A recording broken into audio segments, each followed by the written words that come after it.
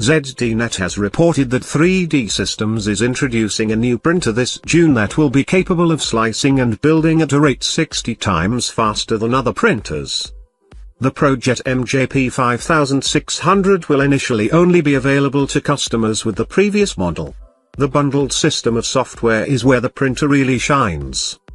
3D Systems' new 3D hybrid design software, called Geomagic Freeform 2017, is aimed at helping customers solve complex design and manufacturing challenges in a single platform.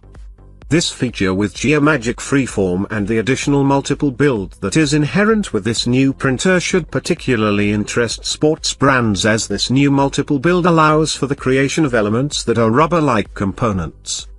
If additive manufacturing can produce a consistency similar to rubber which also adheres and performs like rubber, the current creation of 3D midsoles which are then dropped onto rubber outsoles would no longer be the part of shoe production that is hindering the growth of 3D printed performance footwear.